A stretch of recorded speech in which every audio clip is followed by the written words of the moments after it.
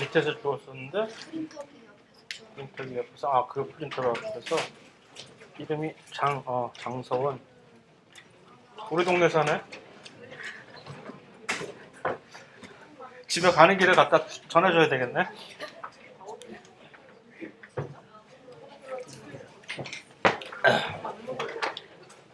자, 안녕들 하셨어요? 이럴 수가. 완전 개무시 당했네. 안녕하세요. 장서원 혹시 있어요? 주민등록증. 어떤 학생이 찾아서 갖다 주더라고요. 누구지?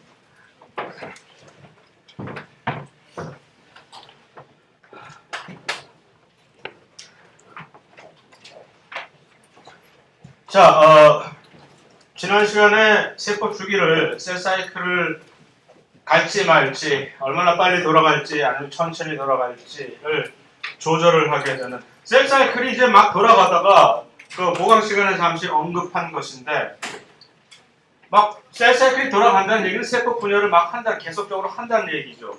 그런데 모든 세포가 다 그렇게 하는 건 아니지요. 예를 들어서 다 분화가 된 세포들, 그런 세포들은 그 세포 주기의 어느 단계에서 지금 머물러 있는 걸까요? 세포 주기가 G1, GS, G2, 그 다음에 M 그렇게 딱 있는데 그 세포 주기의 단계 중에 어느 단계에서 이 분화된 세포들은 가만히 일단 정지된 상태, 일시 정지 상태잖아요. 그 친구들은. 그게 G1에서 살짝 빠져나가서 새길로 빠져나가서 엑시스로 G1에 있는 도로에서 살짝 엑시스로 빠져나가면 G0라는 그런 주기가 있는데 거길 딱 들어가게 되면은 모든 이 세포 주기가 더 이상 진행되지 않고 정지가 되는 그 G0라는 스테이지에서 세포 주기가 정지가 되는 분화가 된 세포들은 그러니까 더 이상 분열을 그런 식으로 안 하는 거죠. 그런 일이 있는데 이런 식으로 G0로 그냥 X를 세가지고서 잠시 속세를 떠나가지고서 살 것인지 아니면 계속해서 빨리 어떤 세포들은 G1의 기간이 엄청나게 짧아가지고서 그 G1 기간 동안에 사실은 세포가 다시 덩치를 키워야 되는 건데 분열을 한 다음에 일단 세포는 금방 사이즈가 반밖에 안 될 거 아니에요. 이전에 그 부모 세포에 비해서. 그러니까 그 G1 기간 동안에 다시 자기는 막 영양분도 많이 섭취를 하고 해서 사이즈를 꽤 키운 다음에 다시 이제 DNA 복제를 S 주기로 가서 그 다음에 G2에서 세포 분열을 이제 완전히 준비하는 그런 기간을 거쳐야 되는 것인데 어떤 세포들은 아예 그 G1 기간을 무시하고 아까 여러분들처럼 완전히 무시해버리고 이렇게 빨리빨리 바로 S, G2로 그냥 들어가서 그렇게 되면은 점점 분열을 하면 할수록 세포가 크기가 점점 작아지게 되는 이게 이제 처음에 수정을 하자마자 곧바로 이 수정란은 그런 식으로 분열을 해서 세포 질의 사이즈를 줄이면서 개수만 계속 그런 식의 이 조절 계통을 일단 지난 시간에는 이 외부의 조절자들이 여러 가지 수용체들을 통해 가지고서 여기다가 전달을 해준다. 누구한테 갖다 전달을 해주는 것이냐? 바로 그 모든 신호가 이쪽으로 가야만 이 내부 조절자, 내부 조절자 중에 종결자 CDK라고 하는 Cyclic Dependent Kinase라고 한국말로 뭐가 이렇게 엄청 기냐? 사이클린 의존성 인산화 효소라고 그냥 CDK 하면은 워낙 유명한 인산화 효소이기 때문에 수천 개, 어쩌면 심지어 뭐 만 개가 넘는 수만 개의 인산화 효소가 우리 몸 안에 존재할런지도 모르는데 엄청나게 많은데 그 중에서 one of the 가장 유명한 인산화 효소 중에 하나라고 해도 과언이 아닐 정도의 이 CDK라고 하는 것이 바로 세포 주기를 진행을 촉진을 시키는 인자라고. 이 친구가 그러니까 CDK라고 하는 건 결국은 인산화 효소란 말이죠. 그러니까 인산화 효소가 어떤 일을 하려면 CDK가 자기의 각자의 어떤 기질이 있을 거 아니에요. 하나가 아니라 어쩌면 여러 개를 기질로 가지고 있을 수도 있겠지. 이 정도 되니까. 이 정도 위치에 있는 중요한 친구니까. 그럼 전부 다 그 수행하는 결국 반응은 뭐냐면 그 기질에다가 결국 인산화기를 붙이겠다는 얘기예요.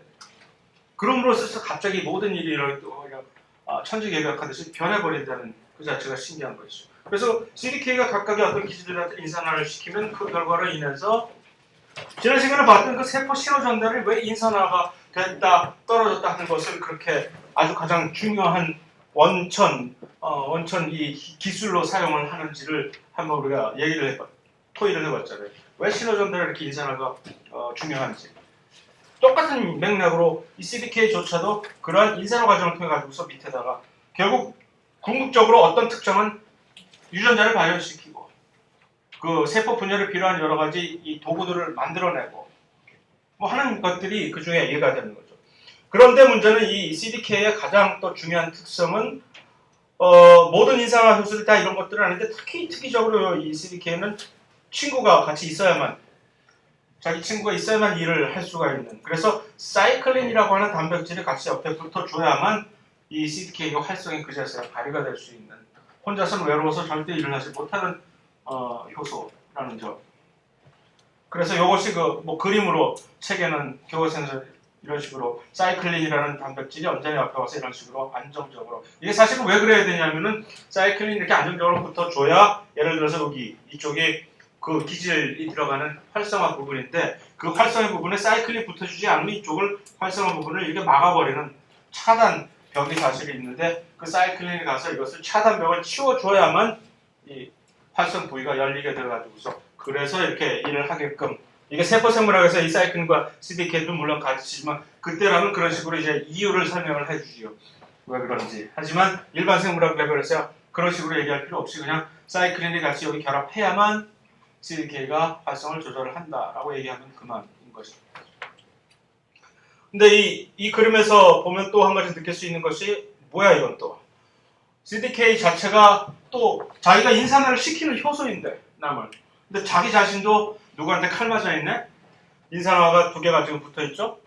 예? 세상은 참 이렇게 세상 일을 모르는 것이지.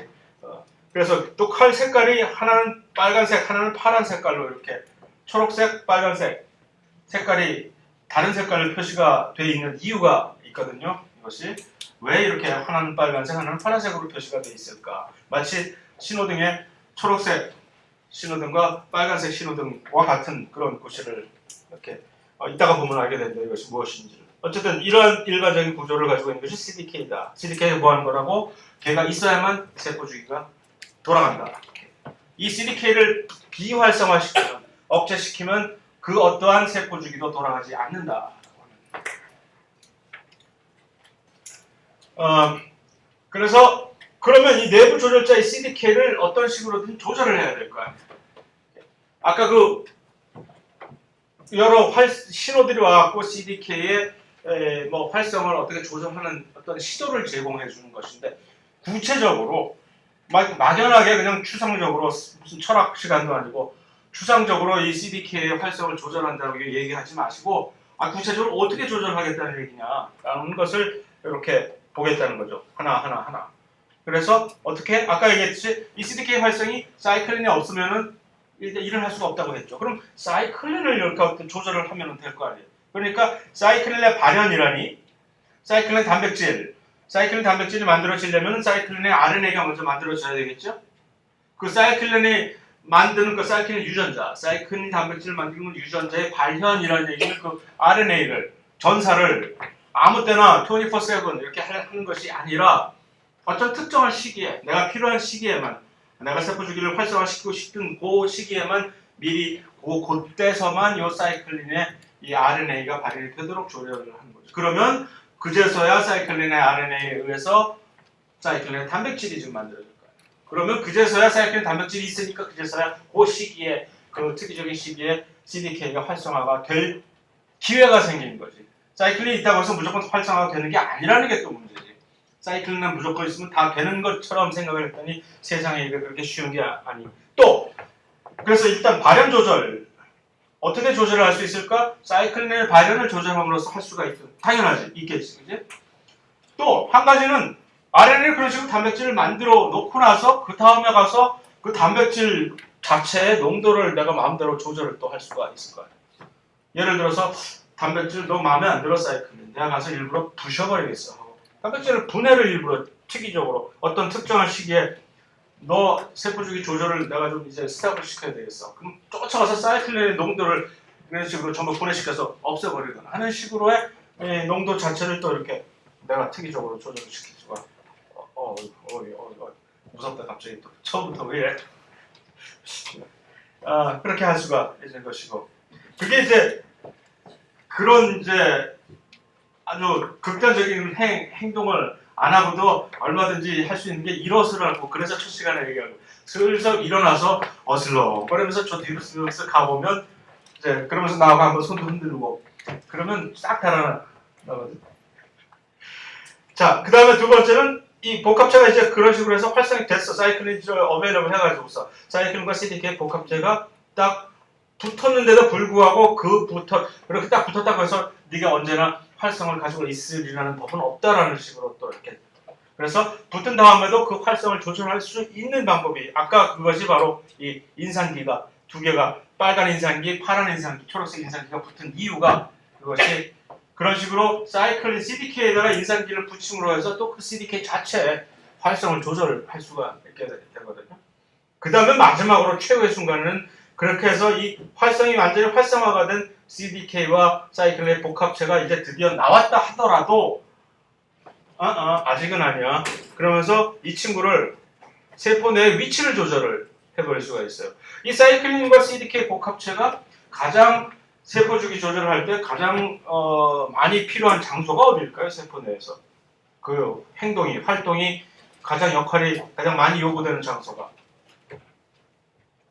세포가 이렇게 딱 있다고 하면 세포 주기가 돌아가려면 DNA 복제가 일단 먼저 돼야 되고 DNA에 염색체 그런 방부제 같은 걸 형성을 나중에 해야 되고 그다음에 그 염색체들이 분열이 돼 결국 핵에서 CDK의 주 활동 무대는 핵이란 말이에요.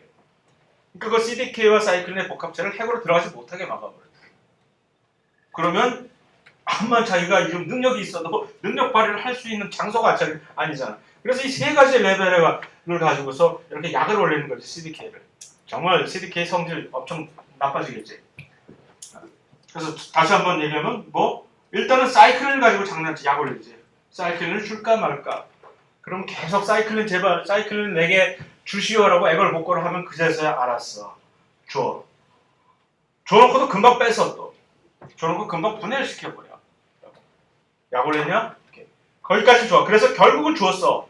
이제서야 일을 한번 해보려고 하니까 여기다가 CDK에다 인산기를 붙여가지고 활성을 또 이렇게 활성화 시켰다 또는 억제시켰다 또 이렇게 또 약을 올려. 세 번째는 이제 그것까지 다 험난한 두 개의 장애물을 허들을 극복하고 이제 가서 일 좀 해보려고 했더니 핵으로 가는 길을 막아버려. 그런 식으로 해서 철저하게 정말로 필요한 시기에만 CDK와 사이클린 복합체가 핵으로 들어가서 활성을 최대한 100% 가지고 있는 그 CDK 사이클린 복합체가 일을 할 수 있게끔 하는 아주 내로우한 윈도우로 타이트하게 조절을 하게 되는 거죠. 그만큼 이 친구가 한번 일을 시작하기 시작하면 아주 좋은 말이야. 그러면 이 임팩트가 워낙 크기 때문에 주체를 할 수가 없는 것이죠. 이것이 이제 사이클린을 처음에 발견했을 때 그 리포트, 그 데이터를 이렇게 리포트를 한 논문의 데이터입니다. 이 MPF라고 하는 것은 뭐냐면은 MPF가 뭐의 약자일까요? 한번 게스를 한번 해보겠어요? 왜 이렇게 시간을 질질 끌지? 진도 빨리 안 나가고. MPF가 뭘까? 사람들이 옛날에 이 CDK가 뭔지, 사이클린이 뭔지 전혀 모를 때 얘기지, 이게. 그러니까. 그랬을 때, 그 어떤 팩터가, 인자가 있는 건 알겠어. 어떤 인자가 있는데, 이 활성, 이 MPF의 활성이 높은 곳에, 높은 어떤 주기가 있다는 거죠. 세포 주기가 있으면 각 M기, 분열기에만 갑자기 이 MPF라고 하는 어떤 특성을 가지고 있는 활성, 물질이 있는데, 이것이 있어야만이 세포가 주기에서 분열을 한다는 거예요. 그러면 이 MPF는 뭐라고 부를까? 여러분들 개수는 그러면 마이토시스 프로모팅 팩터라고 얘기하고 싶지요? 틀렸어요. 근데 마이토시스 분열이 아니라 maturation.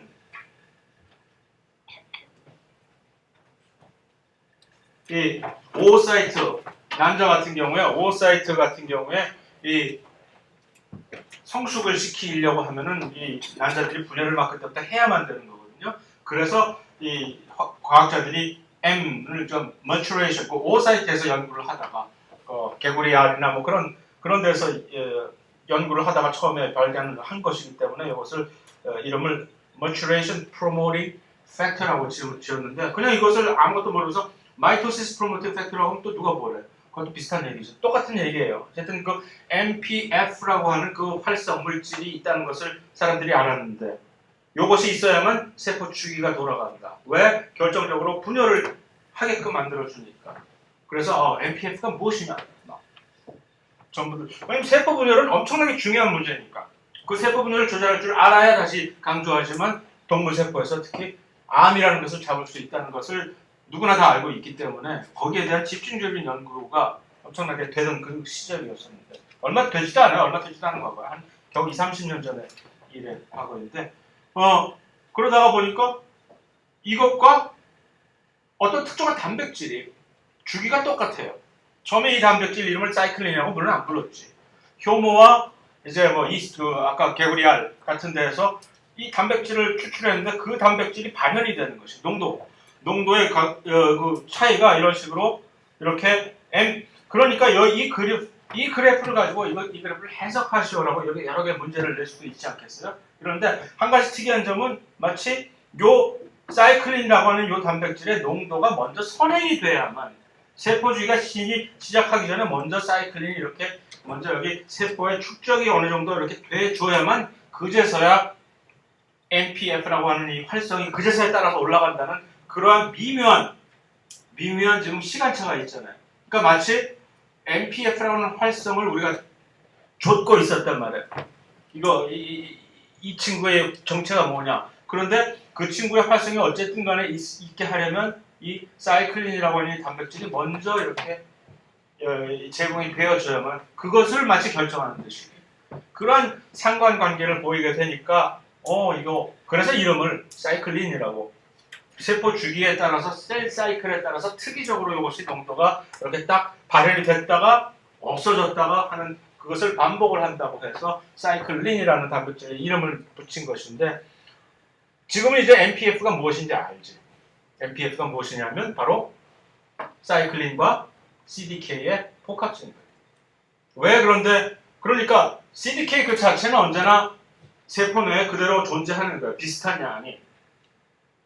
그런데 이 사이클린의 양이 이렇게 주기적으로 변해 버리니까 그러니까 그 MPF라는 것이 지금 정체가 우리는 알고 있듯이 CDK와 사이클린의 복합체란 말이에요.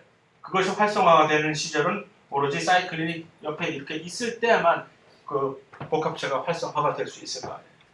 그것을 이제 처음으로 이런 클루를 얻게 돼가지고서 거기에 대한 집중적인 연구가 계속 이렇게 되어왔던 그런 거죠. 사실은 이스트나 개구리알 같은 조금 하등 동물 또는 하등 생물에 비해서 이 매멀리안, 사람을 위시한 그런 세포에는 이 사이클린의 종류가 하나만 있는 것이 아니라 이렇게 엄청나게 다른 여러 가지가 D, A, E, B 이런 식으로 각각의 세포 주기마다 특이적으로 이렇게 나타났다가 없어지는 사이클린들이 있습니다. 예를 들어서 사이클린 D는 G1부터 나타나기 시작했고 이렇게 서서히 없어진다든가 사이클린 E는 G1의 말기에 이렇게 해서 갑자기 사라져버리고 A 이런 식으로 해서 예를 들어서 그러면 사이클린 B는 M-phase 스페시픽한 사이클린이고 사이클린 D는 G1의 초기에 아주 특이적인 그런 사이클린이고 하는 식의 구분을 할 수가 있는 역할 전담 비슷한 애들이죠. 사이클린이라고 이름을 붙일 만큼 그들은 친척 관계 정도로 우리가 그 사이클린 단백질의 그 서열을 아미노산 서열을 비교해보면 너무나 흡사한 그런 친구들인데 각각의 특이적으로 세포에서 그것들이 활약을 하는 그 시기가 조금씩 달라지는 이게 이제 진화를 하다 보면 이런 식으로 조금 생기는 거지. 처음에는 한 종류의 사이클린만 있었겠지. 이스트에서 우리가 전부 다 이스트였을 때 우리가 전부 이스트와 같은 공통조상을 취하고 있었던 그 시절에는 사이클린 하나만 가지고 있다가 그러다가 조금씩 진화하는 과정에서 그 하나가 있던 사이클린이 약간 돌연변이가 생겨나고 그래서 이렇게 새로 또 하나가 생겨나고 그렇게 해서 일이 이렇게 진행이 되어 와서 야 그러면 이제 우리 사이클린이 4개나 되니까 각자 하나씩 맡아서 세포 주기마다 따로따로 일하자. 그게 더 편하잖아. 뭐 하는 식으로 일을 해왔겠죠. 그래서 키포인트는 뭐냐 여기서 이 고등동물일수록 물론 식물도 마찬가지고 각각의 세포 주기에 특이적으로 이렇게 활성을 보이는 사이클린들이 여러 개가 존재한다라는 그 명제가 뭐 중요한 얘기가 되겠죠. 그 와중에 절대로 잊지 말아야 될 것은 사이클은 왜 우리가 그렇게 목숨을 거느냐? 이 친구가 있어야만 CDK가 활성을 가실 수가 있는 일단 첫 번째 자격 요건이 되니까. 그래서 이 그림은 복잡 단원의 그림은 사실은 가만히 살펴보면 그것을 보여주는 것이에요. 보세요, 뭐 무슨 일이 벌어지고 있는지. 갑자기 어떤 여기서 예를 들어서 주황색으로 표시가 되어 있는 G1과 S 주기의 그 간격에서 특이적으로 필요한 사이클린이 요 특이적으로 발현이 돼서 요 시기에는 CDK가 이 주황색으로 지금 맛있는 색깔로 표시되어 있는 G1 S 베이스 사이클린, 예를 들어서 무슨 사이클린 D라든가 사이클린 E라든가 그 정도의 그런 사이클린하고 같이 활동을 하다가 이것이 S 주기로 이렇게 딱 진입을 하려고 하면은 일단 그것을 어떤 식으로 국면 전환을 어떻게 시킬 것이냐. 사이클린만 분해시켜버리는 거예요. 그 특이적으로 그 G1 주기에서 활약을 하던 그 복합체를 일단은 정지시키려면 그 G1 주기에 스페시픽한 그 사이클린만 특이적으로 쫓아가가지고 그 친구만 난도질을 시켜버리면 이렇게 그러면 홀로 남게 된 CDK 아무런 역할도 못하는 CDK 그러다가 이제 새로운 파트너가 찾아오게 되는 거죠. 새로운 국면의 전환을 위해서 새로운 그 세포 주기에 필요가 되는 사이클이 자 이제 나랑 같이 한번 일을 해보자. 그래서 이렇게 일을 하다가 다시 새로운 G2로 국면 전환을 어떻게 너만 그 이전 단계의 사이클이면 전부 난도질 하는 식으로 이렇게 돌아가게 되는 거죠. 그것이 아까 얘기한 사이클린의 세포 특이적인 농도 조절을 통해 가지고 그러니까 무조건적으로 유전자 발현만 시켜가지고서 왜냐면 유전자 발현을 하면 할 때는 좋지만 얘 어떻게 나중에 그대로 남아있을 거 아니야. 일단 만들어 놓은 사이클린. 그러면 그 만들어 놓은 사이클린이 계속해서 무슨 뭐 일을 하려고 할 거 아니야. 그러니까 그것을 비활성화시키는 한 가지 확실한 방법은 단백질 완전히 분해시켜버려. 반면에 CDK는 매우 귀중하고 아까운 정교한 단백질, 인산화 효소니까 가만 내버려 뒀다가 이런 식으로 활성만 조절해도 되잖아요. 그것이 훨씬 경제적인. 자, 이것이 이제 마지막 그림인데 여러분들은 아마 안 가지고 있는 그림일 텐데 왜냐하면 아까 인산기 2개만 보여주는 것으로 사실은 충분한 얘기예요.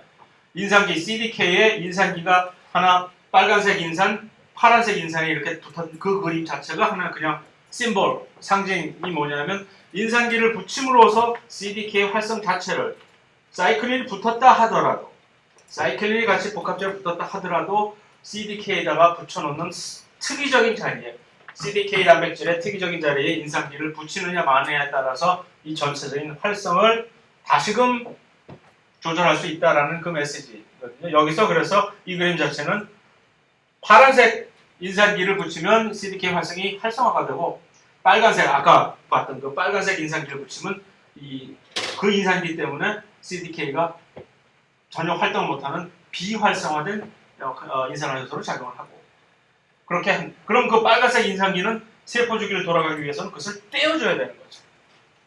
세포 주기가 빨리 좀 활성화시키기 위해서 일단 붙여놨던 그 인히비토리 파스페이트는 누군가 와서 떼줘야지. 이렇게 그것이 CDC25 파스파테이즈라고 하는 그 인산 가수분해 효소들은 그런 식으로 인산기를 떼어주는 역할을 하니까 여기서는 좋은 일을 하는 친구들이에요. 뭐 하는 식으로 그런 복잡한 얘기 전혀 일단 잊어버리고 한번 흘려 보내준 것이니까 중요한 것은 그러니까 요 인산기 2개가 이런 식으로 서로 반대 방향으로 CDK의 역할을 조절을 할 수가 있다라는 그 메시지 하나. 그것이 중요한 포인트죠. 거기까지 하면 충분히 할 것도 같은데 아니 그쯤 했으면 이제 알아들었을 거 아니야. 그러니까 확실히 말 들어서 이제 정확한 시기에만 세포주기 돌아가고 그러지 말아야 될 시기에는 G0에 가만히 조용히 머물고 있거나 뭐 해야 될 텐데 그것도 못 믿어가지고서 이제는 마지막으로 이 특별한 지점에 그 세포 중에 특별한 지점에 어떤 소위 말하는 검문 지점이라고 하는 체크포인트라고 하는 것을 이제 운영을 함으로써 이것이 무엇을 하는 것이냐 하면 그 역할은 요 체크포인트를 딱 거기서 이 어떤 특별한 요소, 자격 요소들을 확인을 한 다음에 그 조건이 충족되지 않았을 경우에는 여기서 일단 스톱, 정지, 너 더 못 가. 다음 단계는 어딜 네가 지금. 그러니까 그러려면 그것을 각각을 운영을 해야 될 어떤 지점이 대충 우리도 대충 찍을 수가 있을 거 아니에요.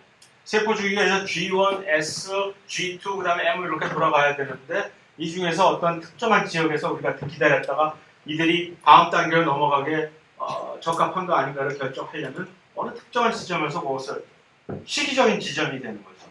시기적인 지점에서 검사를 하게끔 되는 거죠. 그것을 원래는 한 4가지가 운영이 되고는 있는데 훨씬 더 유명한 딱 3가지만 주로 이제 서로 언급이 되고 있기 때문에 웬만한 일반 생물학 책에서는 이렇게 3가지 정도의 이 검문 지점 포인트만을 얘기를 하고 있습니다.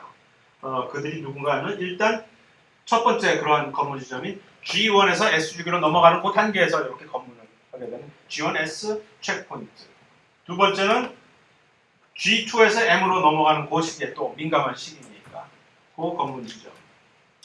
중간에 이제 M 이 유사 분열 자체가 막 돼가고 있는 시기에 최후의 마지막으로 이제 제대로 지금 달려 있는 것이야. 이게 안 되면 엄청난 큰일을 벌입니다.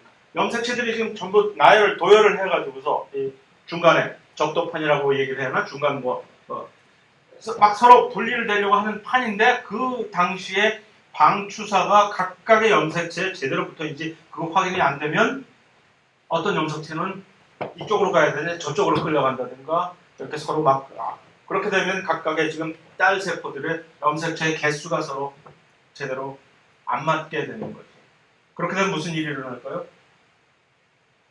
흔히 우리가 사실 볼 수 있어요. 그런 잘못된 그런 염색체 분리가 그렇게 이 방추사 검문 지점에서 그게 체크가 제대로 안 돼가지고서 그래갖고 한 옆에 주위에 사실 그래서 그러한 불행한 사태 때문에 사실 그러한 결과를 꼭 겪게 되는 아주 일부 예를 사실 흔히 우리는 주위에서 보게 되거든. 다운 증후군 가진 그런 친구들 다 이렇게 돼서 하는 거고. 그래서 이 그림 자체는 무엇을 그러면 G1에서 S기의 이 확인점 검문 지점에서는 무엇을 어떻게 도대체 지금 보겠다는 거냐? 주로 이런 것들을 보게 되고 요 GU2와 M으로 넘어가는 과정에서는 주로 이런 것들을 체크해. 사실은 이게 그냥 보지 않아도 하나도 몰랐다 하더라도 내가 만약 이것을 문제를 낸다면 여러분들 분명히 내가 장담하건데 다 맞게 찍을 수가 있는 사람이에요. 그지? 예를 들어서 다음 중에서 G1에서 S기로 넘어갈 때 검문 지점에서 확인되는 어떠한 요소가 아닌 것을 고르시오라고 해서 이게 딱 있다면 금방 찍지 않겠어요? No? 왜? G1과 S, S와 이것이 각각의 어떠한 무엇을 하는 중인지를 알고 있다면 이거 정말 하나도 외울 필요가 없는 상식적인 사안인데 그것을 일단 생각해버리지 않고 무조건 일단 이렇게 들어보면서 외우려고 하면 이게 문제가 고쳐빠지는 문제지. 헷갈리니까. 하지만 그러지 말고 왜 아니 복제가 완료됐는지 DNA가 온전한지를 G1에서 어떻게 체크를 할 거예요? 아직 복제도 가지도 않았는데 DNA가 제대로 달려있는 것이야? 복제 끝나고 복제가 제대로 된 거야? 하고 체크하는 것이 불가능한 일 아니에요. 왜 여기서 특별히 생장인자와 세포의 영양 상태, 세포의 크기가 왜 이 시기에서 검문이 되어야만 될까? 뭐라 해서 G1 주기가 어떠한 시기냐는 얘기. 바로 G1 주기 자체는 세포가 분열을 할까 말까를 결정하는 가장 첫 번째 초기 단계이면서 세포가 크기가 먼저 이렇게 성장이 돼야 되는 시기라고 얘기를 했잖아요. 왜냐하면 M기가 지나고 나서 곧바로 2개의 딸 세포는 원래 기존 세포의 반밖에 사이즈가 안 되잖아요. 그러니까 그거를 다시 돌아가게 하려면 크기를 키워야 되려면 영양분 주어야지 계속 영양인자, 영양상태 그러니까 여기서 중요해지는 것이고 그래서 크기 생장 인자라는 것도 결국 그런 관점에서 그것이 신호가 가게 되는 거니까. 그래서 여기서 이런 것들이 이렇게. 그 다음에 요 아까 얘기한 그 방주사 부착점 그 체크포인트에서 바로 이 염색체가 제대로 붙어 있는지 여기서 이거 가능해요? 여기서 이거 가능해? 염색체가 중기에 부착되어 있는지 확인하는 게 이 두 개의 다른 체크포인트에서 그냥 가당키나 한 얘기냔 말이에요. 그걸 생각해 보면 이걸 왜 외워? 그냥 알았어, 오케이. 일단 동의한 다음에는 그러면 시험 문제 이런 거 나오기만 해봐라 내가 다 맞춰주지. 라고 되는 문제가 되는 것이죠. 예. 그래서 다시 그것을 정리를 하면 세포 분열 여부를 결정하게 되는 기간인 요 G1과 S의 요 건물 지점에서는 결국 그렇기 때문에 외부 신호의 영향이 가장 크게 여기서 작용을 하게 해야만 되는 외부 신호, 예를 들어서 성장인자, 그 다음에 영양 상태가 바로 두 가지 가장 큰 외부 신호 아니에요. 그런 것들의 영향이 이 G1과 SG의 건물 지점을 결정할 때 가장 크게 영향을 미치게 되는 이유가 그렇게 되는 것이죠. 그래서 이것은 부연 설명이고 하나도 중요하지 않고 외울 필요가 없는 것이지만 어쨌든 상식적인 얘기로 미팅에 나가서 써먹을 수 있는 상식적인 얘기로 효모에서는 이러한 G1, S 건물 지점을 start라고 얘기를 하고 동물에서는 이것은 그냥 단순히 restriction point, 제한 지점이라고 얘기하고 그래서 상대 파트너가 만약 이 두 개를 하나도 몰랐다면 그건 쳐버려도 되는 얘기지. 아니 이런 상식을 몰랐다는 얘기야? 참나 하면서 그 정도의 사이즈밖에 그 정도 중요도밖에 없다는 얘기고 그래서 두 번째는 G2하고 M 결국 DNA 복제가 다 끝나고 최고의 순간이란 말이에요. 여기서 욕만 더 나가면 이제 DNA들이 전부 두 세포 분열을 앵겨가서 해야 되는 거니까 요 순간에서 마지막으로 복제가 안 된 DNA를 가지고 우리가 서로 나눴다가는 이거 큰 일이 나는 거니까. 그러니까 여기서 마지막으로 그런데 말이야. DNA는 제대로 우리 복제 다 한 거야. 그걸 확실하게 요구를 해야 돼. 그 다음에 이거 역시 그런데 복제하는 과정에서 DNA 복제하는 과정에서 주로 이 손상이 제일 많이 생기거든요. 근데 혹시 이거 하는 과정에서 우리가 잠깐 부러뜨린 건 없는 거야? 그런 거를 체크를 하게 되는 시간이 바로 G2에서 M으로 넘어가기 바로 직전. 여기서 해줘야만 되기 때문에 이것을 하는 것이죠. 그 다음에 아까 얘기했듯이 여기서는 이거 확인 안 하면 이제 마지막으로 이제 큰 일을 벌이게 되니까 평생을 원망을 받게 되니까. 그래서 이것을 정상적으로 여기 부착이 되어 있는지를 확인을 잘 하는데 그래서 거의 잘 하는데도 불구하고 어쩌다가 정말로 또 안타깝게 실수가 또 돼가지고서 잘못 염색체들이 또 이제 이상한 대로 삐져나가고 그래서 이제 만세의 100% 이건 여기 왜 들어가 있냐 이거는 이제 또 다른 책에서는 이런 식으로 다른 관점에서 예를 들어서 하나, 둘, 셋, 네 개의 지금 그 세포 주기를 다 보여준 그런 이런 것도 있는데 이 서바이빈이라고 하는 서비빈 한국말로 요것이 들어있는 그런 세포 검문 지점이 조금 약간 별로 언급이 안 되기 때문에 웬만한 책에서는 이게 없어서 그런 것도 있지만 전혀 신경 쓸 필요가 없는 이 정보에 관한 여러분들 신경 쓸 필요 없지만 그냥 참고적으로 이렇게 보시라고 보여드립니다. 자, 세포 주기 조절 자체가 자연적으로 돌아가는 경우는 자연적으로 돌아가는 것은 어떻게 알 수가 있냐면은 이 세포 배양 옆에서 연구를 하기 위해서 동물 세포를 계속 배양을 하게 될 것 같으면 아무리 영양분을 최상의 고급 영양분을 주고 최적의 조건을 제공을 해준다 하더라도 한 세포가 40에서 60회 사이를 분열을 한다면 그다음 전부 리타이어를 그만하는 것만. 그러니까 참 골치지. 영구히 계속 분열을 하는 세포를 가지고 영구히 계속 연구를 하면 좋을 텐데 또 바꿔야 되죠. 또 새로운 세포에서 분양받아와서 해야 되고. 어쨌든 이 헤이플렉크에서 리미트라고 하는 부정적인 이것을 극복할 수 없을까? 어떻게 하면 우리는 이 헤이플렉 리미트라고 하는 그러한 사실, 일정한 동물 세포에서 일정한 횟수의 세포 분열을 하면 더 이상 세포가 분열하지 않는 그러한 현상을 헤이플렉 리미트라고 이렇게 얘기를 하는데 그 이유가 나중에 밝혀졌더니 이것이 세포의 이 진핵 세포의 염색체들은 이렇게 선형으로 되어 있기 때문에 원핵세포였으면 이것이 이렇게 동그랗게 되어 있는 끝이 맞닿아 있는 그런 염색체이기 때문에 아무런 문제가 없는데 진핵세포의 염색체는 여기 이렇게 선형으로 되어 있는 그것이기 때문에 이것을 여기서부터 이런 식으로 양방향에서 복제를 해 나가야 되거든요. DNA를 양끝에서 복제를 해 나갈 때 문제는 한쪽 끝에가 조금씩 이렇게 남겨지게 되는 나중에 DNA 우리가 복제를 보게 되면 좀 자세히 그 기작을 설명하려고 얘기하겠지만 지금 여기서 괜히 쓸데없이 그 기작을 얘기해봤자 혼란만 초래하고 어쨌든 이런 선형인 DNA 때문에 DNA의 복제 효소가 가진 한계적인 한계성 때문에 끝을 복제를 완전히 할 수가 없어요. 맨 끝에 부분은.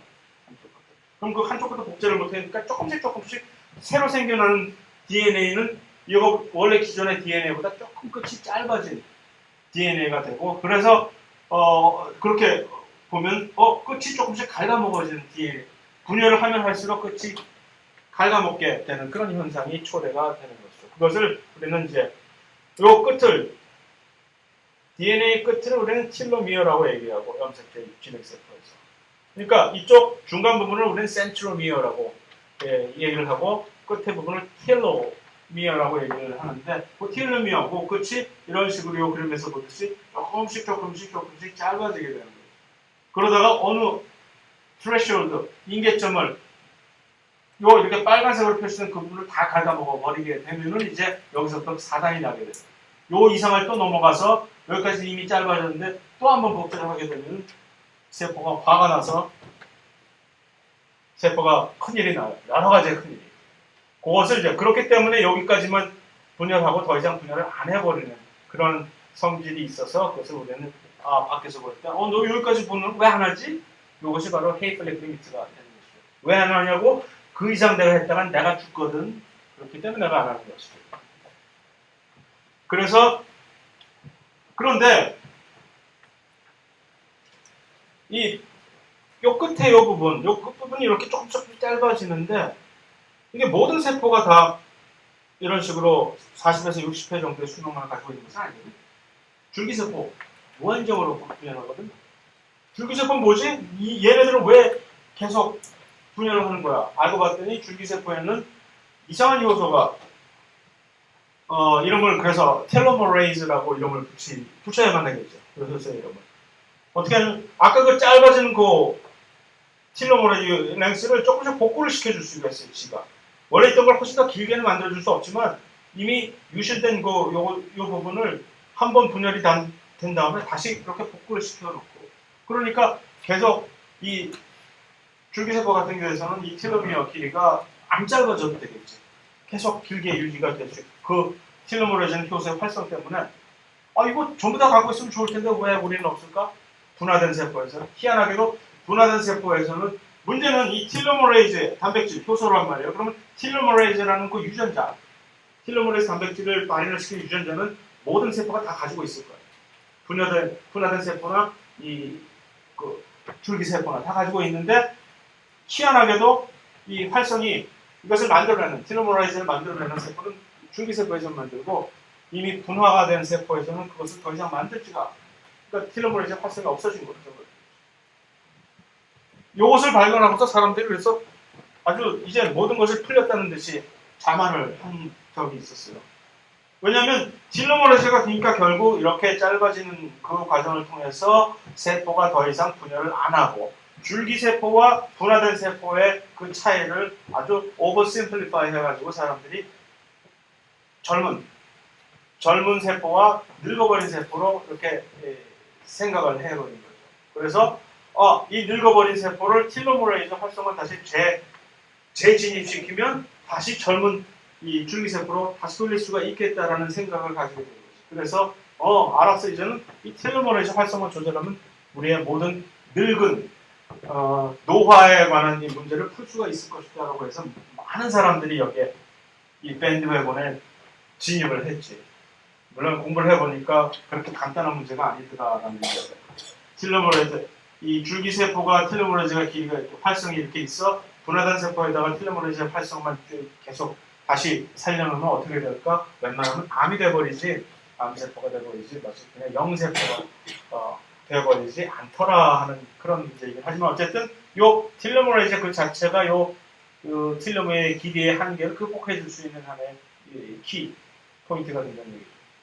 어떻게? 얘는 자기가 연장을 들고 다니면서 쉽게 얘기해서 이 효소는 희한한 효소가 돼가지고서 DNA 끝에 복제를 못하고서 효소가 중합 효소가 복제를 못하고 자꾸 갉아먹게 되는 이유가 이 끝에 부분을 처음에 시작하기가 아주 애매해가지고서 하는 것인데 이 텔로메라이즈 효소는 지가 스스로 그 연장을 자기가 들고 와서 그것을 처음부터 여기서부터 합성을 시작할 수가 있기 때문에 아무 문제가 없어요. 그래서 요 끝을 계속해서 남겨놓고 유지를 시키면서 복제를 할 수가 있는 그런 식의 쉽게 얘기해서 그런 방식의 복제를 얘가 할 수 있기 때문에 그런 것인데 희한하지? 이런 거 전부 다 갖고 있으면 참 좋을 텐데. 그래서 요것은 이 줄기세포에서는 활성이 아주 높고 분화된 세포에서는 이 활성이 없고 그런데 암세포는 어떻게 되는 것일까? 자, 암세포는 주로 많은 경우에 일반적으로 일반화시킬 수가 없지만 많은 경우에 분화된 세포가 자꾸 돌연변이가 여러 가지 이유에서 돌연변이가 생겨서 이렇게 이 재활성화돼 가지고서 컨트롤을 할 수 없이 된 것이기 때문에 일반적으로 일단 암세포는 짧은 텔로메어를 가지게 되는 현상인데 문제는 그러한 짧은 텔로메어를 가지고 있음에도 불구하고 이 비정상적으로 텔로메라이즈의 활성이 아주 높게 그래서 그러니까 줄기세포와 같은 그런 텔로메라이즈 활성을 가지고 있으면서 줄기세포도 아닌 그것이 암세포라고 이렇게 캐피탈라이제이션 시킬 수가 있습니다.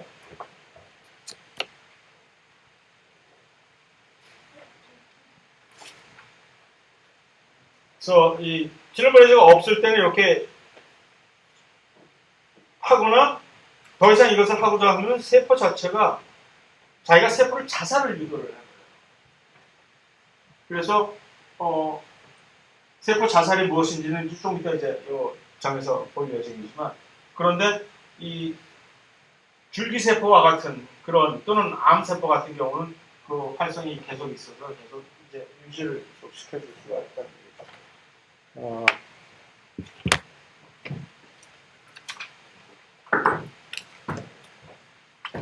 잠시 이제 머리 식히고 정리를 오늘 이렇게 뭘 한 거야 이렇게 다음에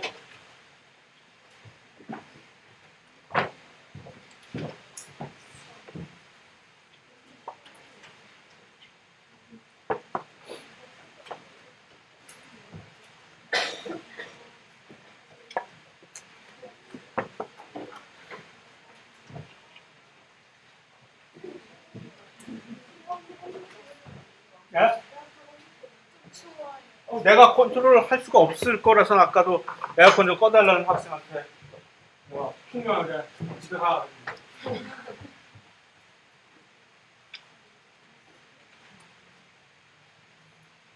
이걸 조절할 수 있나?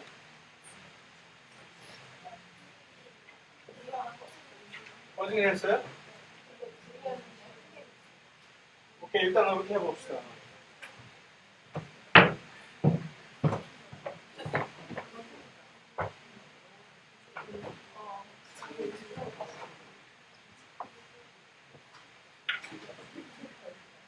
자, 암세포는 세포 주기 조절이 완전히 비정상적으로 된 것이기 때문에 세포 주기의 조절 기작이 완전히 실종이 되어버린 그러한 결과로서 여러 가지 불행한 사태를 이렇게 유발을 시키는 것이 암세포인데 왜 이렇게 되었느냐? 여태까지 우리가 봐왔던 세포 주기 조절 기작들이 있잖아. 외부 인자들, 그다음에 내부 인자 CDK 뭐 여러 가지. 그다음에 그것도 모자라서 세포 주기 검문 지점 이런 것들이 있었는데 아니 그것들을 전부 다 넘어가지고서 이게 뭐야 이거 유격훈련도 아니고 전부 다 넘어가지고서 이것이 다 실종이 됐다는 얘기인데 왜? 일단 형질 전환이 되었기 때문에 형질 전환이란 무엇이냐면은 돌연변이가 일반적으로 돌연변이가 아주 심각하게 일어나서 근본적으로 어떤 유전자의 몇 가지 아주 특정한 중요한 유전자들이 완전히 뒤바뀌어 버렸기 때문에 그래서 형질 전환이 되었기 때문에 그래서 이 세포 주기 조절 기작이 여태까지 봐왔던 그 무수한 다양한 세포 주기 조절 기작들이 전부 다 기능을 발휘할 수가 없게 된 것을 우리는 암세포라고 정의를 할 수가 있습니다. 외부적으로 볼 때 그럼 암세포의 특징은 뭐라고 우리가 일반적으로 얘기를 할 수 있냐면은 일단 거의 뭐 10중 8구 암세포로 트랜스포메이션 형질전환이 돼버리게 되면은 일단 외부에서 염색체 개수가 비정상적으로 일단 또 변해버리게 됩니다. 일단 염색체 개수가 비정상적이고 그다음에 그 구조 자체가 엉망이 되어버리면 염색체라는 것이 뭐냐? 결국은 유전자를 가지고 다니는 용기로서의 염색체 아니에요. 그러니까 그 안에 들어있는 용기가 그 용기 안에 들어있는 그 유전자들이 기능을 제대로 발휘하겠느냐 하는 문제. 못하지. 그렇기 때문에 이 여러 가지 돌연 변이가 발생을 하게 되는 것이죠. 또한 그러한 여파로 인해서 일단 빠르게 감지할 수 있는 그 현상은 물질 대사 자체가 일단 완전히 비정상적으로 돌변해버려요. 여러 가지 물질 대사들이.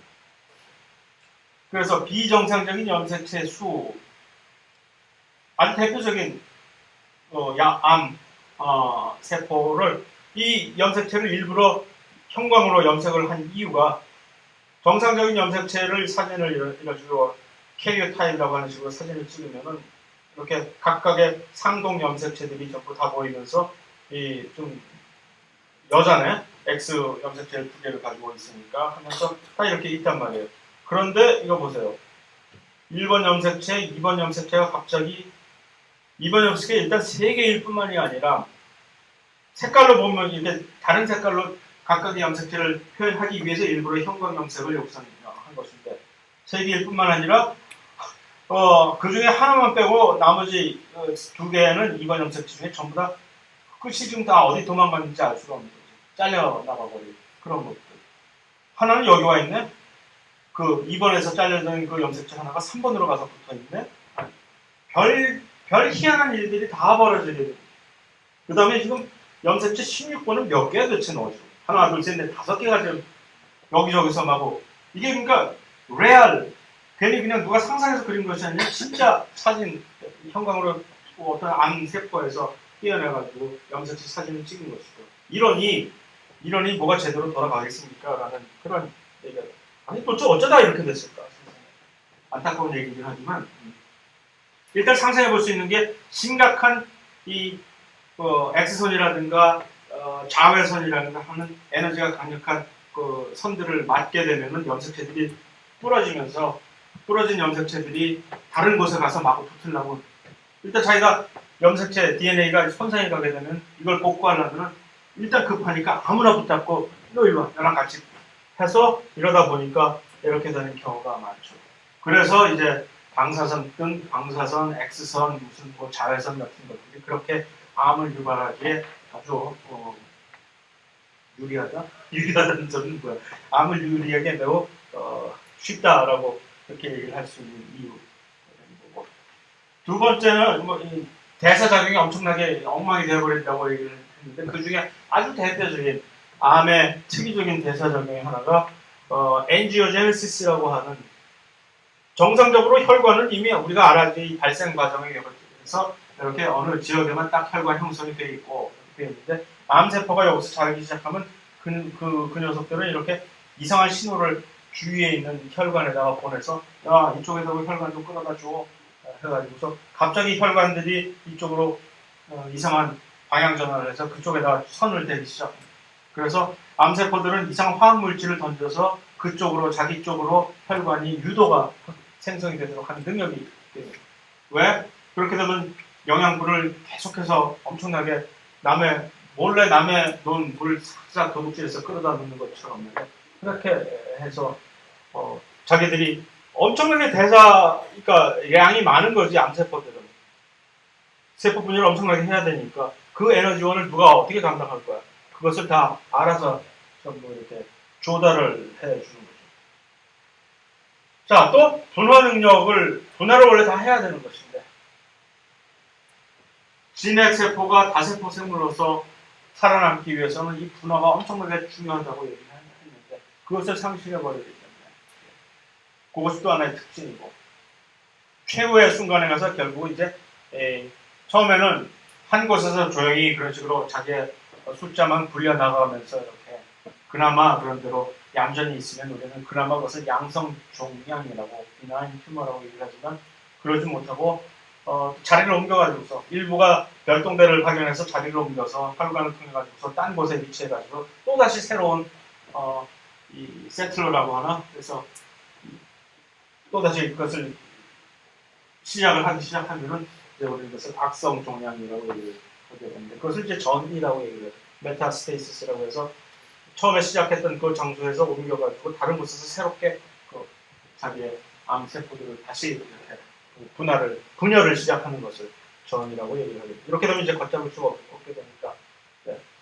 암과의 전쟁에서 이제 졌다라고 선언을 주로 하게 되는데 자 내부적으로 그럼 밖에서 볼 때 그러한 현상들이 이제 암세포들과 이렇게 연계가 되어 있는 몇 가지의 특이적인 현상들입니다. 왜 이렇게 됐을까요? 라는 것을 정말 궁금하잖아요. 아니 왜 이렇게 됐을까? 물론 여러 가지 이 암을 유발하는 인자들 담배라든가 바이러스라든가 X선 방사선 그런 것들이 초래를 했다라고 얘기하시지만 초래를 뭘 어떻게 했길래 이게 이렇게 된 것인가를 묻는다면 요것이 사실은 두 개의 대표적인 이것 때문에 그런 거예요. 그러한 여러 가지 결과로 인해서 염색체가 부러져서 이상한 데서 갖다 붙고 뭐 돌연변이가 그런 데서 막 해서 그런데 아무 데서나 다 돌연변이가 되면은 암이 발생하는 것이냐 그게 아니라 요 돌연변이의 결과로 특이적으로 어떤 그룹에 유전자 그룹이 있어요. 그것들을 우리는 온코진, 종양 유전자라고 그 온코진이라는 것들이 활성화가 되어버리면은 일단은 시작이 되거든요. 두 번째는 그런다 하더라도 끝까지 암이 완전히 100% 걷잡을 수 없을 정도로 전개가 되지는 않는데 거기까지 된 다음에 최후에 이것까지 돼버리는 종양 억제 유전자라고 하는 또 유전자들이 우리 몸 안에 있는데 휴머 서프레시진이라고 하는 것들조차도 이제 기능이 상실이 돼버리면 이제 끝. 이제 모든 것은 이제 우리가 할 수 있는 것은 없고 계속 암이 진행이 되는 수밖에 없다라고 하는 것이 우리야. 그래서 결국 유전자라는 얘기죠. 유전자. 어떤 특정한 유전자가 이 자기들의 기능이 완전히 뒤바뀌어 버리게 돼요. 하나는 기능을 완전히 잃어버리고 또 하나는 기능이 원래 활성화가 이렇게 되지 말아야 되는 것인데 돌연변이의 결과로 활성화가 되고 그 결과로 인해서 아까 본 여러 개의 그러한 이 암에 관련된 그 특성들이 다 이것 때문에 사실 이렇게 초래가 되는 라고 결론을 지으면 되는 거예요. 그러니까 암을 바라보는 관점은 이런 분자생물학자들의 관점은 결국 이거예요. 돌연변이. 그래서 밀도 의존성 억제 현상이 없고 부착 의존성이 없다 하는 이런 것들 전부 다 사실은 다 돌연변이에요. 그래서 정상적인 세포는 이렇게 서로 막 이 크라우딩 능력이 되면 왜 이렇게 좁아? 이제 그만. 안정적으로 밑에 바닥에 깔려서 이렇게 자기가 느껴야만 이제 난 이제 세포를 할 수 있고 이게 특이한 것이 이 부착 의존성이라고 하는 것이 줄기세포하고 암세포만 이것이요. 줄기세포는 뛰어다가 배아줄기세포 같은 것들 뛰어다가 그냥 붕붕 뜬 상태에서도 분열을 하려고 하면은 분열을 하게 되거든요. 암세포도 마찬가지고 원래 그러니까 그 세포 배양 접시에서 이렇게 바닥에 딱 깔려갖고 하다가 이것이 줄기세포로 바뀌면 어쩌면 이런 식으로 붕 떠가지고서 이렇게 세포 분열을 하게 되는 그 성질이 또 다시 나타나요. 그러니까 줄기세포와 암세포는 엄청나게 많은 점이 이렇게 서로 이 특성의 공유를 사실 하게 돼 있다는 점이 이런 데서도 나타납니다. 이 그림은 이거 뭐야 도대체? 뭐라고 설명을 할까? 이것이 바로 요 전에 있는 요 후에 있는 암세포는 성장 인자를 필요로 하지 않고 영양분이 부족해서 진행된다라는 그것을 실제적인 실험 결과로서 해봤더니 이런 식으로 표출이 된 것이 바로 이 데이터가 보여준 거죠. 예를 들어서 빨간 선이 오면 여기서 뭐냐면은 암세포에다가 이 serum growth factor라는 것은 성장 인자 중에 하나예요.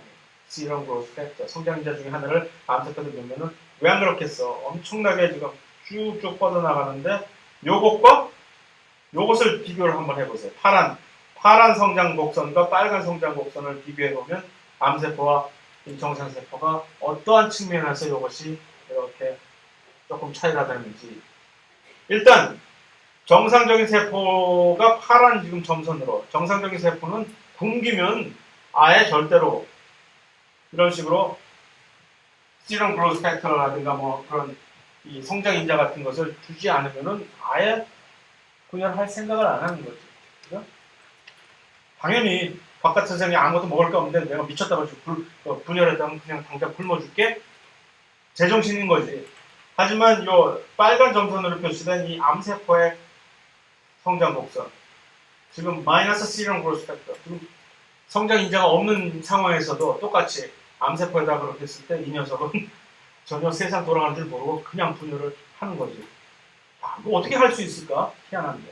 그런데 이것을 여기다가 날개까지 달아주면은 그러면 이건 아주 걷잡을 수 없이 훨씬 더 빠른 속도로 분열을 하게 되는데, 똑같은 조건에서 정상 세포를 똑같은 조건에서는 아무리 환경이 좋아도 어느 정도까지 가면은 여기서 그만 이렇게. 이것이 이제 셀 넘버가 바로 얼마나 분열을 하느냐를 거의 그만하게 어떤 그 지점이 되는데, 암세포는 그런 것이 없다라는 그런 것들이 여기서 우리가 감지를 할 수가 있잖아요. 그래서 이렇게 성장 인자를 필요 없지 뭐 이거. 그다음에 영양분이 부족해도 그러니까 계속 어느 정도까지는 세포 분열을 진행하는 그것이 이제 암세포의 특이적인 특성이고, 두 번째는 이 검문지죠? 무슨 검문지죠? 하고 그냥 뚫고 지나가 버려요. 세포적인 검문지점에서 전혀 제한을 받지 않고 계속적으로 분열을 하게 되는 겁니다. 그래서 그 점에 있어서 이제 일반 생물학적에서 이 여성의 공여 기여도를 계속 이제 많이 소개를 하게 되는데, 헤니에라 렉스라고 하는 얼마 짧은 겨우 30년 남짓한 생을 마감한 젊은 여성인데, 미국의 볼티모어 지역에서 살았던 여인이에요. 그래서 아마 볼티모어에 유명한 그 미국 국립과학원 NIH가 있기 때문에 거기서 아마 그 연구관이 돼가지고 이렇게 일이 벌어졌을 것인데, 이 여성이 자궁경부암으로 생을 마쳤는데, 그 자궁경부암 그러니까 바이러스 감염으로 죽은 거죠. 그래서 그 암세포를 거기서 띄어가지고서 제공을 공여를 했어요. 그래서 그것을 이제 뭐 전 세계 과학자들이 그 이후로 이 힐라셀이라고 하는 이 이름 자체가 헨리, 에탈, 렉스 이 두 글자를 따가지고서 힐라라는 이름을 힐라셀이라고 이렇게 하는 것인데, 이것이 그 힐라셀, 영원히 죽지 않는 세포들이에요.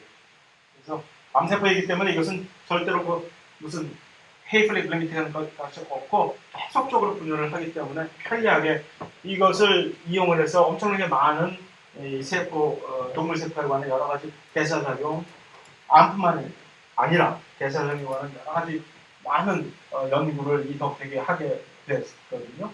그래서 이 건물만 해도, 이 생명과학과 건물만 해도 아마 힐라셀 가지고 있는 실험실이 엄청나게 많을 거예요. 그래서 전 세계 모든 그러니까 냉소적으로 역설적으로 책은 뭐라고 어떤 책들이 얘기하냐면, 이 헤니에다 렉스라는 이 여성은 이미 오래전에 생을 마감했지만 지금도 영원히 계속 살고 있다라고, 자기 자신의 세포는 계속해서 지금 여기저기 전 세계에서 모든 나라에서 살아 있으니까 그런 식으로 얘기를 하는데, 어쨌든 그것이 바로 그 유명한 힐라셀이고, 힐라셀뿐만이 아니라 이 세포 배양 세포 연구실에서는 많은 동물 쪽에 이 힐라셀과 같은 여러 종류의 다른 계통의 다른 조직의 암세포들을 연구를 많이 합니다. 물론 정상세포도 하지만 편하니까 아주 쉽게 계속해서 분열을 하는 그런 세포들이기 때문에, 그래서 굳이 암을 연구하지 않더라도 이런 암에서 유발된 세포들을 조직 세포로 이렇게 연구를 하게 됩니다. 그래서 종양 유전자라고 하는 것이, 이거는 끝날 줄 알았더니 오늘 이거를 이렇게 너무 천천히 나갔나? 자, 일단 종양 유전자가 무엇인가? 원래 종양 유전자들의 원래 원형은 프로토옹코진이라는 친구들이 종양 유전자를 만들게 된 그 근원들인데, 그래서 다시 말해서 종양 유전자가 뭐야 그러면, 프로토옹코진들이 유전자 돌연 변이에 의해서 형성이 되면 우리는 그것을 종양 유전자라고 한다. 한국말로 원종양 유전자를 이제 프로토옹코진이라고 얘기하는데, 그러니까 프로토옹코진은 정상적인 기능을 가지고 있는 유전자들이에요. 근데 어떤 이유로 우리는 그들을 하나의 그룹, 엄청나게 많은 종류의 유전자들이 프로토 온코진으로 분류가 될 수가 있는데 그들 중에 하나가 모두가 아니라 그들 중에 하나만이라도 예를 들어서 돌연변이가 일어나서 정상적인 기능이 아니라 훨씬 더 비정상적으로 활성화가 되어버리면 비정상적인 활성화가 되어버리면 우리는 이들을 이제는 종양 유전자라고 규정을 해버립니다. 온코진. 왜냐하면 이 원종양 유전자들의 원래 기능은 이렇게 세포 주기를 활성화를 시키는 데 역할을 담당하게 되어 있던 유전자들이거든요. 근데 그들이 비정상적인 활성화가 되어버리면 이제 종양 유전자에 의해서 세포 주기가 조기 활성화가 되어버립니다. 활성화되지 않아야 되는데도 불구하고 얘네들이 그냥 막 활성화가 되거든요. 지금 때가 아닌데 너 지금 왜 이러고 난동을 부리니? 여기서 이러시면 안 됩니다 하고 있는데도 여기서 이러고 있는 애들이 종양 유전자가 됩니다. 누구냐? 그렇죠. 이 원종양 유전자가 누구냐라는 것을 이제 보면 됩니다. 성장입니다. 그로스 팩터들 이렇게 원래 세포 주기를 활성화시키게 되어 있죠. 하지만 필요할 때에만 성장인자 수용체들 그들이 다 이 원종양 유전자들의 그룹에 속합니다. 그 다음에 그 밑에서 세포진에서 신호를 전달하게 하는 그런 전달하는 그 친구들. 그 다음에 또 어떤 그 신호를 받아가지고서 전사인자라고 하는 것들은 뭐냐면은 어떤 특이적인 유전자를 발현을 시키도록 돕는 그런 단백질들을 전사인자라고 해요.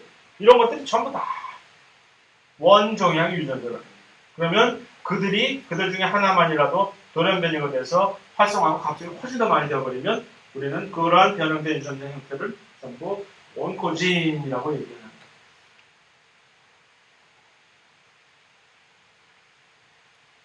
그래서 이것이 이제 정상적인 하나의 세포 신호 전달 중에 하나를 이렇게 보여주는 것인데 이들이 전부 다 잠재적인 종양 유전자, 잠재적인. 예를 들어서 성장인자가 여기 딱 있다고 칩시다.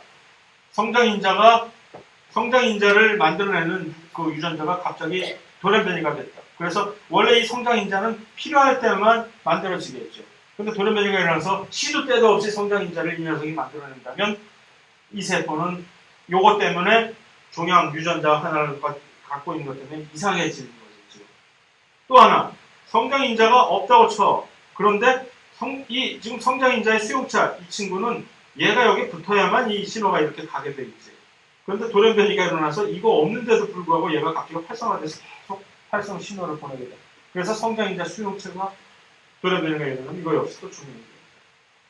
뿐만이 아니라 얘네들은 멀쩡하게 가만히 있는데도 불구하고 그 다음 단계에서 그 다음 단계에서 요 신호를 받아서 이렇게 연결을 하게 되어 있는 요 친구들.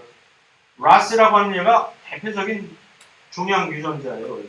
라스라고 하는 이름 자체가 어떤 암세포에서 따온 것인데 이거 엄청난 대표적인 온코진이거든요. 잠재적인. 이게 잘못되면 돌연변이게 되면 이거 계속적으로 신호 지금 Q사인 받지도 않고 안 했는데도 불구하고 얘가 계속 나갈 거 아니에요. 그런 것들. 그런 식으로 한 단계 한 단계 이 중에서 이들이 돌연변이가 되면 어떠한 결과가 출현이 되는지 이제 상상을 하실 수가 있겠죠.